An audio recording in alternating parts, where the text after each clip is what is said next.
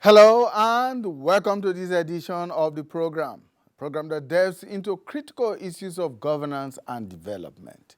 I am Imonia Marere. Our tradition on this program is to assemble a panel of experts and specialists to analyze and offer various perspectives to fundamental and contemporary issues in focus. But today, we are making an exception. We will be joined by an individual on whose shoulders lie the gargantuan responsibility of strengthening peace and security and ensuring a weapons-free society for the development and socio-political well-being of Nigerians to thrive. The menace of illicit small arms and weapons is a global phenomenon, but even more so in the West African sub-region, where borders between countries are notoriously porous. Now, consequent upon this, the ECOWAS adopted a convention on the proliferation of small arms and light weapons on June 14, 2006. It, however, did not come into being until 2009.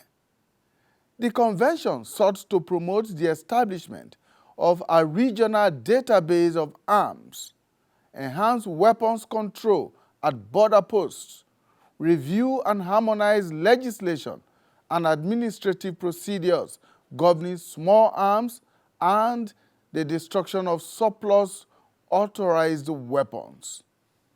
Every member country of the ECOWAS was required to set up an agency to effectively implement the convention. It, however, took Nigeria, a frontline member of the ECOWAS, almost 12 years after the adoption of the convention, to establish the National Center for the Control of Small Arms and Light Weapons on May 3, 2021, through an executive order by the President, and the center was domiciled in the office of the National Security Advisor, NSA. Nigeria is a country that has for decades been particularly traumatized by the menace and proliferation of small arms and light weapons, given its large size and the preponderance of conflicts both on the inside and around its neighboring countries. Now, according to the Swiss-based non-profit organization known as Small Arms Survey, as of 2020, Nigeria had an estimated 6.2 million illicit arms in the hands of non-state actors, the highest in any country on the African continent. Now, to worsen the situation, military-grade weapons have also fallen into the hands of criminals, bandits, insurgents, and kidnappers who are terrorizing the Nigerian state and its people. Now, this has posed a big concern for authorities at every level and a big drain on national resources that would otherwise have been applied for development purposes. It is on account of this worrisome situation that we are joined on the program by the National Coordinator of the National Center for the Control of Small Arms and Light Weapons, Major General Abba Mohammed Dikko, retired. Thank you so much for finding time to join us in spite of your very busy schedule. Thank you so much, Imoni. It's Welcome. A pleasure to have me on your program. Right. Well, of course, everyone appears to acknowledge that the issue of small arms and light weapons has become a major challenge, not only for government, but for the ordinary Nigerian. So to begin with, let's look at the center. The center was put in place on May 3, 2021. Take us through the journey so far. Thank you very much once again. I think you've aptly captured the scenario that we find ourselves today in Nigeria, but also in West Africa and globally. However, I think they said the journey of 1,000 miles begin with the first step, what Nigeria has sought to do by establishing the National Center for the Control of Small Arms and Light Weapons on the 3rd of May 2021 is to formally institutionalize what the ECOWAS Convention has bounded all member nations to do as far back as 2006. Now, this is not to say that hitherto there has not been any institutional arrangement. What we had before 2021 was a quasi-arrangement which had an ad hoc arrangement on the ground that was not really driving the process very well. It became clear that Nigeria had been left behind by other West African countries, and as at the time that the center was established in 2021, it was the 15th member state that was now bringing this instrument into practice. However, I think when you have to compare the extent and the depth of the milestone achievements that we've had so far within the last 2.5 to 3 years, I think I would say the journey has been so far so well. And I am hoping that with the energy and the determination that has been committed to all the stakeholders, we are on track. And I think we should be able to achieve results within a short time frame. General, let's educate ourselves and our viewers a little bit. First, let's get to understand what exactly are small arms and light weapons. What are the examples of these weapons? That's very good. I think in your introductory remark, you already mentioned something like military-grade weapons. Now, oftentimes we do confuse the terminology small arms with anything that is a weapon. Now, let's not forget that they are in different grades. Now, from a military background and to translate it to a more generic perspective, if you say military grade, these are controlled weapons. But coming back to the common man's understanding of a small arms and light weapons, it's by the caliber of what type of projectile that these weapons discharge. So any weapon that discharges ammunition that is in the caliber of 9mm to 100mm is classified conventionally as a small arms and light weapons. But you see, beyond this classification, there are some other ingenious ways by which people have been able to integrate other technology in order to broaden the scope of what you call small arms and light weapons. Therefore, while saying that it is military-grade weapons that are in the caliber of 9mm ammunition to 100mm ammunition, so you are not talking about pistols, rifles, rocket-propelled grenade launchers, rocket launchers of all categories, whether it is surface to surface or ground to surface or surface to air, or those that are in the maritime domain, provided that these are within the category of ammunitions that are between 9mm and 100mm. These are the classification of small arms and light weapons. Do these include locally made weapons? Now, locally made weapons depends on the caliber of ammunition that they can discharge.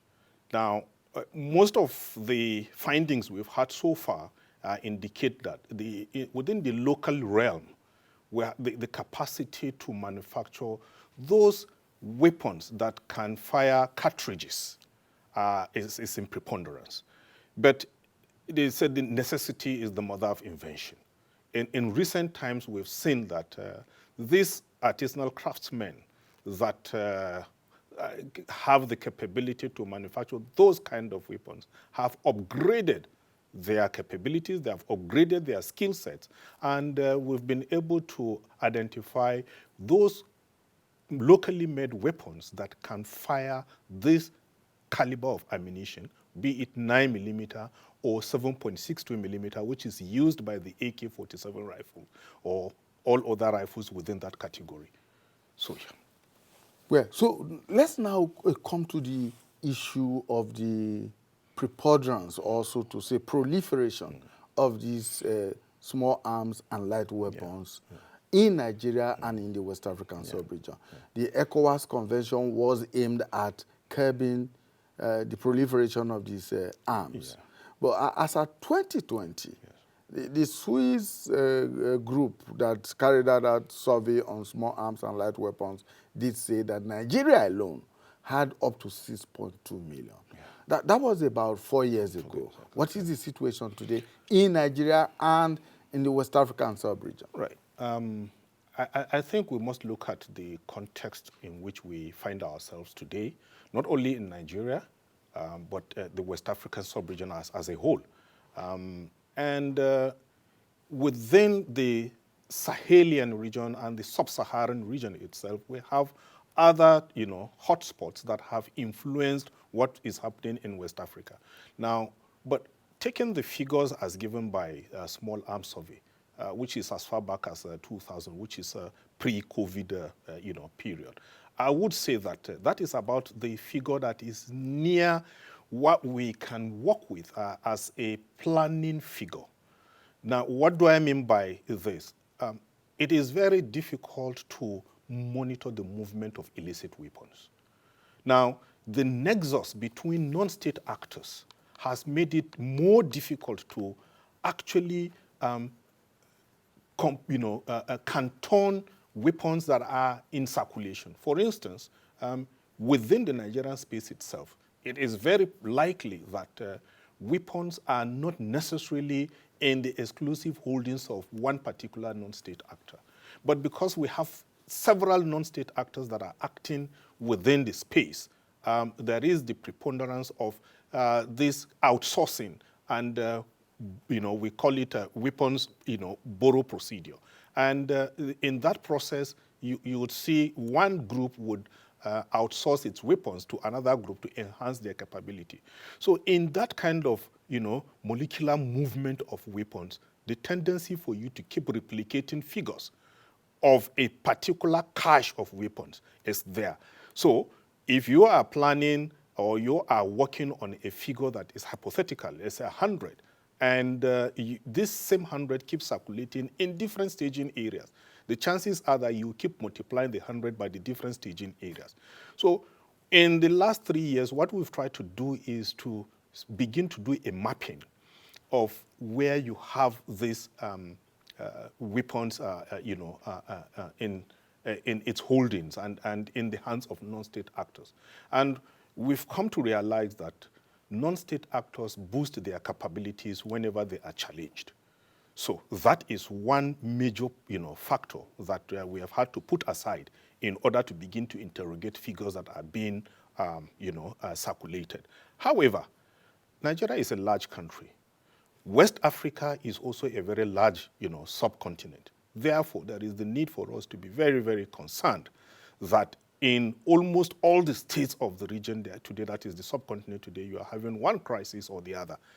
And if these crises are at the level of sustainers that they are today, then it means that there is some quantity of weapons in circulation.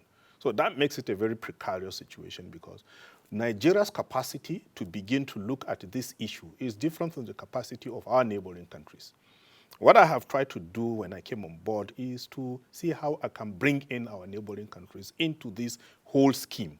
And we've had one interaction, but that interaction was more than having 1,000 interactions, because at that interaction, I was able to upscale their understanding and their energy level in pursuing issues related to combating the trafficking of illicit weapons in their own respective space. Because Nigeria seems to be the preferred destination for gun runners, for arms traffickers, and that makes it more, disturbing. And if, for what I know, if there is no collaboration, the tendency is for some of these, our neighboring countries, to, of course, take advantage of the porousness of our borders to allow these weapons exit their country so that it does not cause an internal security challenge for them. Now, is the demand high? Obviously, it is high, because we have seen the effect of the proliferation of non-state actors themselves, bandits, terrorists, criminals, those with sundry crimes, and all sort of those who are mongering for the possession of weapons, which has made it a kind of a preferred, choice of, causing mayhem in the society. But at the same time, also those who think that it is also the preferred choice of weapon for self-defense. And so the demand is high. And so we really have to put structures in place in order to ensure that we do not just interrogate these figures in circulation, but at the same time also to see how we can, disrupt, their, proliferation. You just talked about mapping. Let me bring you to that issue now. I'm sure that one of your mandate at the center is mapping the country. I mean, internally, Nigeria, Yes. and monitoring the movement of these illicit weapons, Yes. small arms and light weapons around. From your mapping so far, which of the regions in the country do you think is or are most impacted by this movement of small arms and light weapons, either from within or from without, from our neighboring countries into Nigeria? Yeah, so you see, again, we must be very careful about understanding the whole driving force behind the proliferation of illicit weapons. What is the aim and what is the end state of this, desire, this drive for the acquisition of small arms and light weapons? And so it has become a kind of an engulfing phenomena. So you cannot, at this stage, you can no longer say it is from this axis or that axis. It has become a general problem. It has become a problem that has defied all border, arrangement. And so, in that respect, the key thing is, where does this weapons end? Who is in need of it? If the person is in the northwest and the easiest route for him to get this is coming from the southwest, so be it. The trafficker has no limit as to where he uses in order to get his weapon delivered to his client. In the end, he just wants to deliver the goods, collect his money, and go and recycle it. So this again brings me to the nexus between weapons proliferation and the activities of, not just the gun runners this time around, but also, the activities of, those involved in financial crime, those who launder money, and then those who also are engaged in other crimes such as kidnappings, because these monies that are collected as ransom are identified as one major source of funds for the purchase of these illicit weapons. So there is a nexus. Criminality itself seeks to find a way by which it can connect itself so that it can thrive. And that is where all other stakeholders have been brought in order to ensure that we are not just working in silos. And it is one of our objectives, as a center, to raise the awareness. But beyond raising the awareness is also to bring the stakeholders that are, concerned, on board. But also, it has to be mainstreamed into, our, society, so that it forms, the basis for national discourse at all levels. We shouldn't just look at it as a government responsibility, but in order to also see that we achieve our objective, we thought that we should ensure the pursuit of our mandate, which is to have an illicit arms-free society, to domesticate this process so that there can be a whole-of-nation approach. With that, we can be assured that the civil populace is also on stream with respect to ensuring that, this cankerworm of, the proliferation of illicit weapons is, addressed. It has its own, dangers, and I'm sure we'll come to that. But in the meantime, there is, that desire for, the center to ensure that it continues to pursue measures that are aimed at, raising awareness and increasing participation by the citizens. So my understanding, General, from what you have said, is that no matter where and how these illicit arms get into the country, the entire country is in danger. Absolutely, because these are things that are easily movable. In recent times, you've seen how people have been arrested, concealing these weapons in bags of foodstuff, even under the seat of their motorbikes. Some have dismembered these weapons and hidden them in compartments and have transported them from one location to the other. Now, these things are happening in the glaring eyes of other people who probably feel that it is not their concern. The reporting may be downplayed, or even if it is upscaled, what is the level of response that is there? Therefore,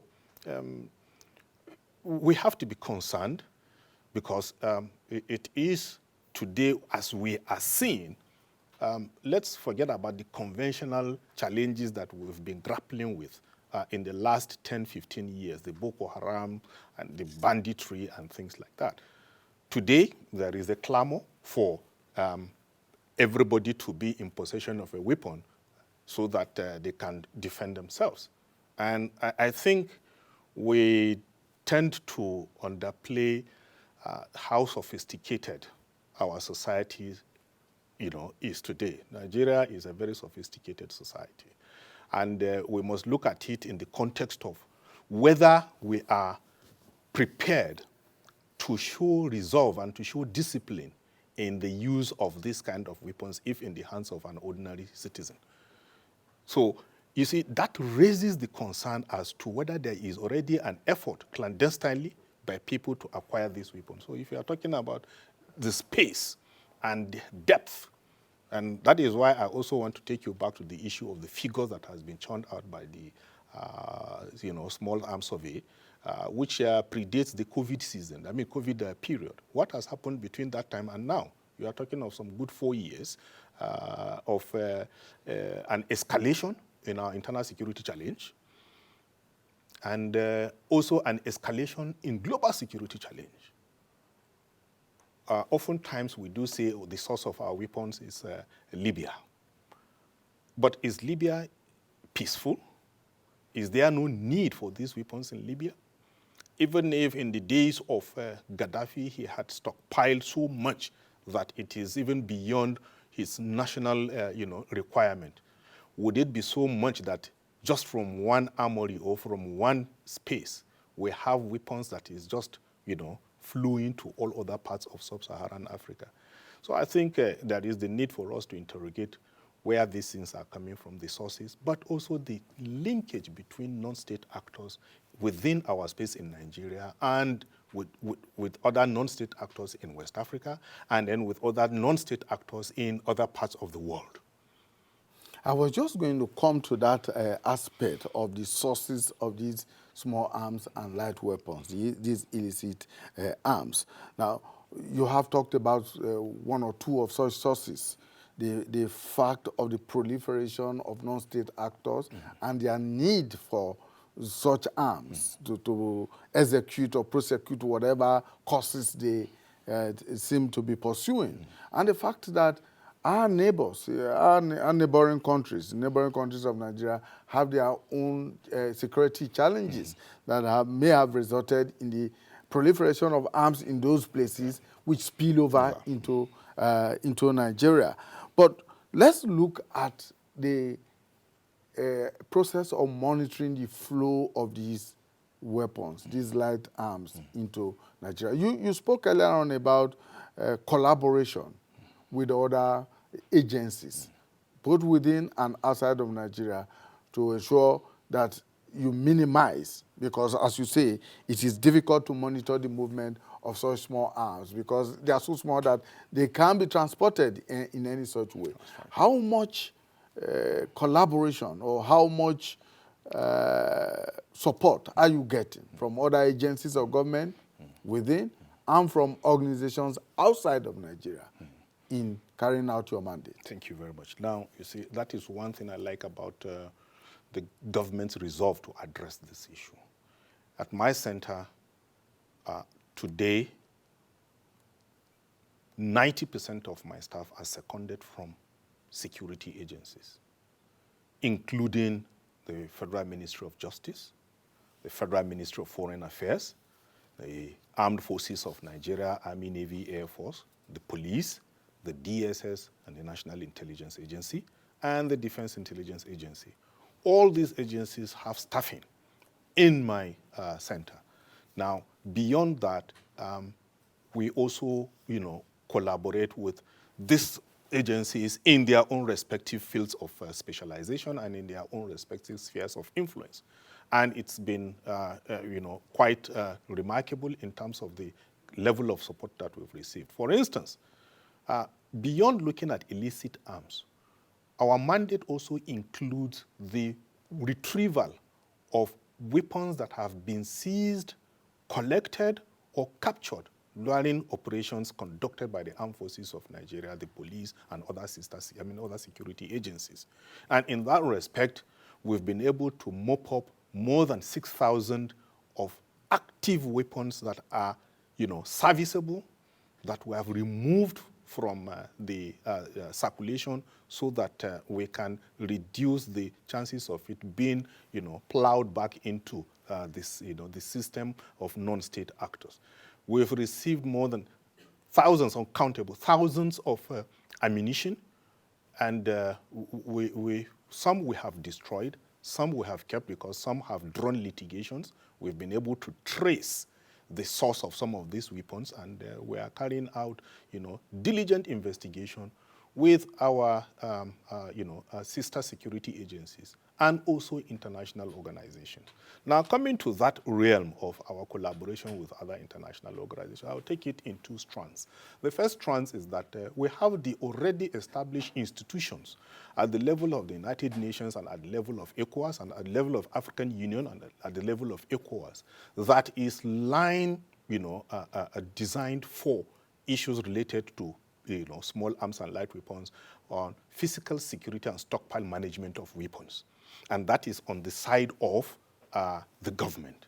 Now, within that same arrangement also, there is the new approach, which is to engage the military-industrial complex in terms of measures that they need to put in place to ensure that weapons that are manufactured for the purpose of the use of by country A is delivered from the point of manufacture to the point of the end user. Now, oftentimes, maybe if you are encumbered by some sanctions and things like that, you will use third parties. Now, we've been engaging the industry. And this industry I'm talking about is not just we are not narrowing it only to local industry. We are talking about industry, international, global, at the auspices of the Arms Trade Treaty, which is a formal platform for government institutions to interact with, formally on issues related to formal trade in arms and ammunition and of all categories. Where that engagement is ongoing. Now, at the local level also, what we're doing is to see how we can expand the scope of the military-industrial complex. Oftentimes, people think that when you say the military-industrial complex, you are just talking about those capabilities that are within the military establishment. And it is beyond that. There are those other industrial capabilities that complement the effort of the military establishments themselves. So DICON, for instance, is a window, but beyond DICON, there are some other associated, components that requires them to be brought on board. Now, when you put all these resources together, you put all these efforts together, what you're trying to do is to begin to narrow the window to see how you can streamline the, the circulation, to remove diversion and to remove illicit transfer of these weapons. And when you do that, then what you're trying to do is to see how you can, engender a more inclusive approach into the weapons, into this proliferation effort. Okay. Well, let's go on a short break, General. Well, when we come back, we'll be talking about how some active conflict zones in Africa, for instance, in the Sahel region, Sudan, and the Great Lakes region, and what have you, how those conflicts are in any way fueling the transportation and the movement of small arms into the West African sub-region and ultimately into Nigeria. We'll be back in a moment. Nigeria of our dream, the Nigeria we need, is the united, indissoluble, and cohesive Nigeria which guarantees equity, fairness, justice, and prosperity for its citizens. That is our focus on people, politics, and power. It is fresh, insightful, impactful. It's a must watch. People, politics, and power on AIT. All right, thank you so much for staying with us. My guest is General Abba Dikko. He is the coordinator of the National Center for Small Arms and Light Weapons. Thank you so much, General, for your time. Thank you so much. Before we went on the break, I was talking about how active conflict zones around Nigeria and maybe further down, say in the Great Lakes region, in the Sahel region, and of course, Sudan that has been in conflict for over a year now, is impacting the work that you are doing here in Nigeria.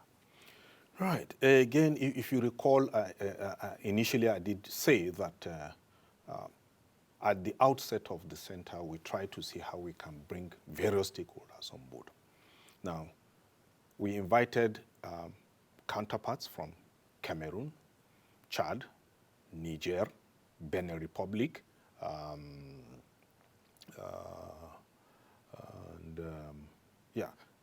and the Lake Chad Basin Commission, and at the same time also the representative from the Gulf of Guinea Commission. So that expands the interaction, the engagement to the Great Lakes region and beyond.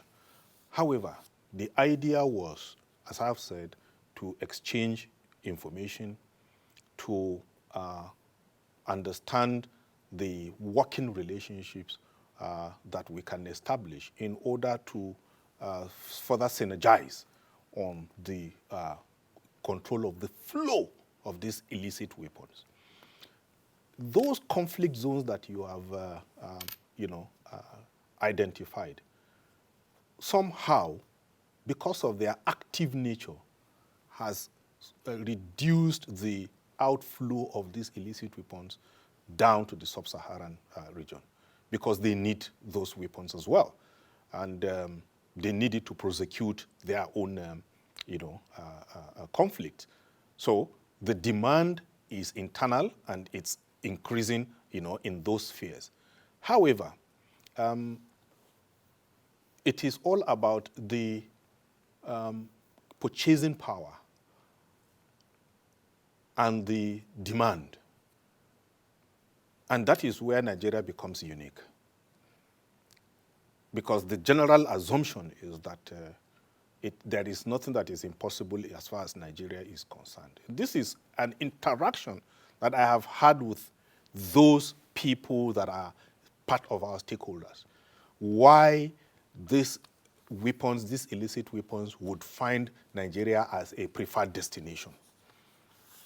So here you are, the economics of this proliferation, beyond fueling the crisis in Nigeria, but at the same time, the enhancement of the economic capacity of these, gun runners and these merchants of,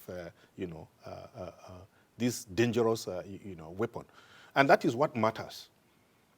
So as much as we've been able to pool our resources together to look at how we mitigated the challenges from within, we are also encouraging our neighbors to ensure that they do not relax in their own efforts. So by and large, what you have now is the recycling of what is already in existence in our space. Of course, there is a particular window where there is still this cross-border, a movement of illicit weapons, and we are seriously engaging in that corridor. Some of the strategies that we are putting in place cannot be, out in the public domain so that it does not compromise, our efforts. But I can assure you that we've been able to remove as many as possible the trafficking, corridors, so that that has reduced the chances of this weapons inflow. However, there are some of also these emerging states where you have individuals who probably were conscripted, and when they were discharging, they were discharged with their weapons. They don't need those weapons anymore. Those are the sources of very cheap, small arms and light weapons. Very cheap. For as low as $20, you can get some. If you meet a desperate, discharged or demobilized conscript. So this is the emerging threat within around our borders. And we've been engaging our colleagues so that they can also begin to map those categories of people into their own national effort. So that what I know their challenge is the capacity to do this. And Nigeria is a great country. What we do at times is to encourage them to look into so many ways by which they can boost their capacity. We've therefore engaged with so many international stakeholders who are also concerned about this proliferation of illicit weapons. And I think in the last 6 months to 9 months, I would say, what we have is the recirculation of what is already within our space. And this is what we've been taking from those that have been captured, those that have been seized as a result of conduct of military operations, in some of these our theaters within the country.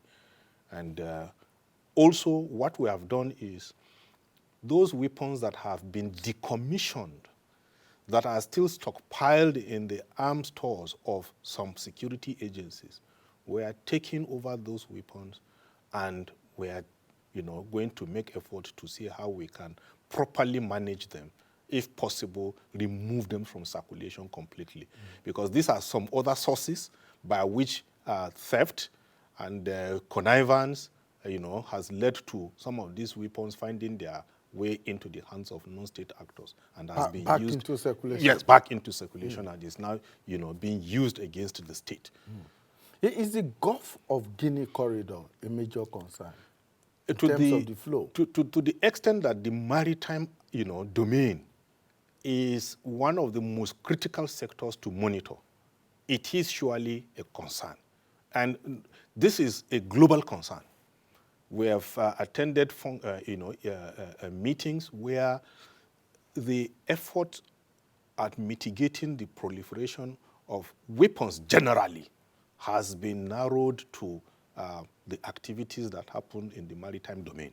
Now, the logistics that is involved, even in the movement of what has been legally acquired, because of the quantum, the number, the volume, you see that the easiest means of movement is by sea. Now, these sea-going, vessels are susceptible to attack by, pirates and other non-state actors that operate in the maritime domain. And through that, cases of diversions are noted. And when those things are diverted, they go into the wrong hands. So the maritime domain is a critical concern, and that was why we had to bring in the Gulf of Guinea Commission. And we are still expanding our sphere of engagement to bring in the International Maritime Organization so that we can raise our voice. And I had the opportunity of meeting one of the vice presidents of the International Maritime Organizations, and we put this in part of the agenda for future engagement. And they are quite enthusiastic about coming in because Nigeria is the only country that has raised this flag so far. Others are concerned about the maritime trade, those things that happen in the blue economy and things like that. But we were able to put this in the front burner of discussion, and they were quite enthusiastic about it. So I think this gradually will bring in the maritime domain. But our major concern now is that the trickling nature of these small, smugglings here and there is what adds up to fuel the crisis we're having in our own, space. So you see that some non-state actors are not fully armed to the strength of their members, but they trade internally in hiring and outsourcing so that they can boost their capacity. They do not only boost their capacity in terms of the weapons capability, but also in terms of their numbers. They collaborate in order to increase their numbers, in order to bring about a decision in certain areas where they go to carry out their heinous crime. So these are the things that actually oftentimes juggle the minds of those who are in the realm of research and begin to see that whether the numbers that they are playing with is actually underplayed or overstated. All right. General, let me bring you back a bit to terms of legislation for the work of the center. I recall that in 2020, the National Assembly, the House of Representatives and the Senate did pass a bill which was to give legal backing and legal teeth to the work that you do at the center. What is the status of that piece of legislation today? That again, it's very important to state this, that when the center was established through this executive order, the idea was for the center to find its feet in terms of structure. But at the same time, there was an executive bill that was sent to the National Assembly for the establishment of the National Center for the Control of Small Arms and Light Weapons, because that is the ECOWAS requirement for each member state to have a standalone institution that addresses this issue of the proliferation of illicit weapons. Now, the National Assembly passed the bill twice. It was sent to the presidency twice for assent, but unfortunately, all the two occasions that it was sent, before it was presented for consideration for assent, it had already passed the 30 days elapsed time, so it had to be returned. So at the 9th Assembly, it was passed twice. And in the 10th Assembly now, the bill has been passed by the House of Representatives. It has been sent to the Senate for concurrence. It has gone through the first reading. And I know that because of the, the formative stage of this government, priorities have been in terms of forming the government and hitting the ground running. I have no doubt in my mind that having passed the first reading, the second time it is going to be laid, it will be to pass it because it is just for concurrence. And I'm also optimistic that this time around, if it gets to the presidency, it will be immediately assented to. But beyond that, what we are doing at the moment is to function. The center is working. Is working. The bill itself, it would enable us to employ direct staff that can now take full ownership of this process. The bill will also enable us to engage other partners on the basis of a position of strength as a legal entity that stands on its own. The bill will also allow us to have the powers to institute investigation and also, if where possible, pursue legal actions against, entities or individuals that will be involved in the proliferation of illicit weapons. So, but be that as it may, what we're doing at the moment is to ensure that we function. We have 6 zonal offices in Ado-Ekiti, Calabar, Maiduguri, Kaduna, Mina, and the 6th one is in, I think... Is that Benue?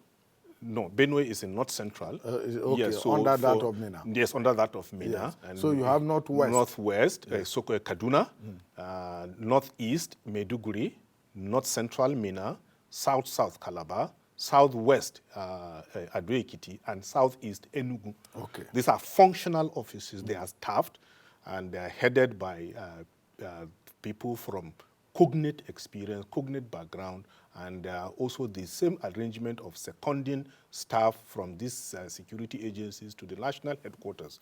The same staff are also posted to the zonal offices, and they are also functioning, they are working, and they are engaging the various spheres of influence within their zones.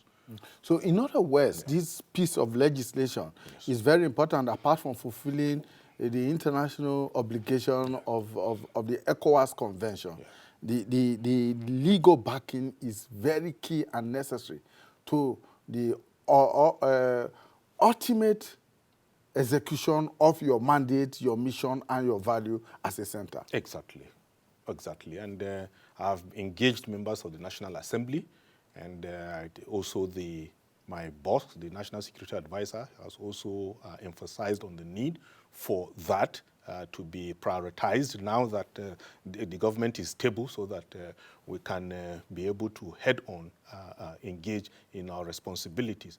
I had the privilege to meet the Uncommon Senate President, and he has also assured of his uncommon and unflinching desire to push, to ensure that this is concluded at the National Assembly. Indeed, the center has received tremendous support from all stakeholders, both government institutions, international organizations, and international non-governmental organizations. But the key element that has actually encouraged our work is the participation of the civil society organizations. It's quite commendable and it's wonderful. And I have seen the efforts that they have been making on their own, mandates to ensure that they participate in the awareness campaign of the center, which is quite commendable. As I've said, one of our objectives is to make sure that we mainstream this effort so that, it becomes an issue of national discourse. In engaging the polity, we've engaged traditional institutions. We've engaged faith-based organizations. We've engaged youth organizations. And any platform that seeks to, voice the concerns of government as far as the issue of the proliferation of illicit small arms and light weapons and its attendant dangers to the society. Because what we have seen in recent times is that the mere handling of this weapon by the non-state actors, it has affected even food production. Most of the areas where we have conflicts today are those areas where you grow food in Nigeria. So it begs the question whether the activities of these non-state actors is intended to just, achieve the kind of objectives or the aim, the end state which they state for themselves, creating a space for themselves. Because what we have seen is that their activities is tantamount to, causing more a problem than solving a problem. So this is the reason why we must, continue to, bring everybody on board in order to ensure that the awareness is there that there is more negativity to the availability of these small arms and light weapons than its positive impact. Even where the Firearms Act, which is operated by the Nigerian police, stipulate the type of weapons or firearms that citizens can hold for the purpose of game and for the purpose of hunting and other, sundry pleasure. What we are seeing today is how people are converting these things to,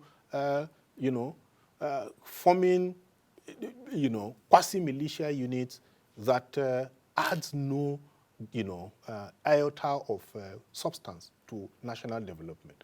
So I think it also brings me to the issue of those who are parading themselves as agencies that are also pursuing this proliferation of illicit weapons.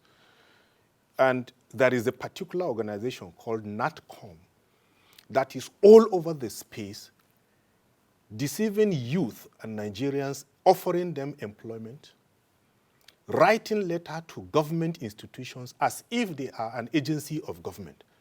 This is an organization that is run by people who don't even understand what they are doing.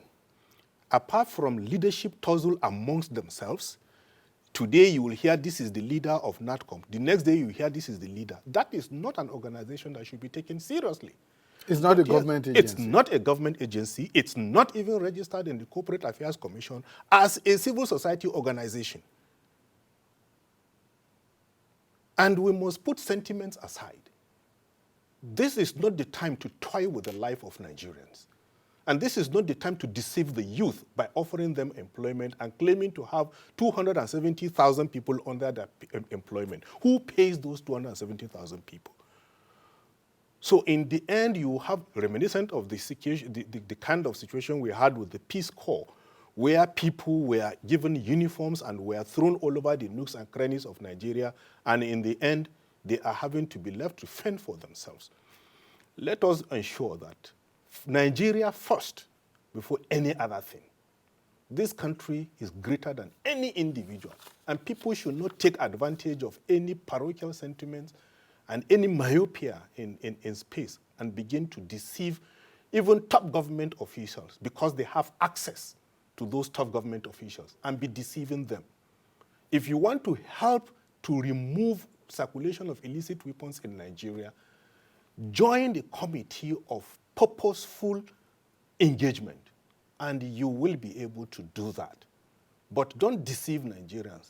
Don't start collecting money from youth that are not even employed because you're issuing them employment letter, raising funds for yourself, for your own personal gain. All right, General, on a final note, is the center being adequately resourced for the work it is doing? I must commend the government. Believe me, sincerely speaking, we are functional. We are working, and whatever we need in order to discharge our responsibility, 100% is given to us. We are captured in the budget, and the budget is always released. That's very encouraging. Indeed. I want to believe that this is an ongoing discussion. Like you said, our efforts are helping to enlighten the Nigerian public on the work that you do and the onerous responsibility that lie on your shoulders to ensure that we have a weapons-free society. Thank you so much for your time. I want to appreciate you. Thank you so much. Thank you so much. Major General Abba Mohammed Dikko is the National Coordinator of the National Center for the Control of Small Arms and Light Weapons. It's an organization as backed by the ECOWAS Convention and, of course, by a presidential order, awaiting, of course, a bill, a legislative action that is lying at the moment at the National Assembly to make it a very formidable organization. Thank you so much for your time. Thank you. Welcome. Thank you so much. All right, and for your viewer out there, we thank you for investing your time with us. We look forward to being with you again when we bring you a fresh edition of the program, People, Politics, and Power. Bye for now.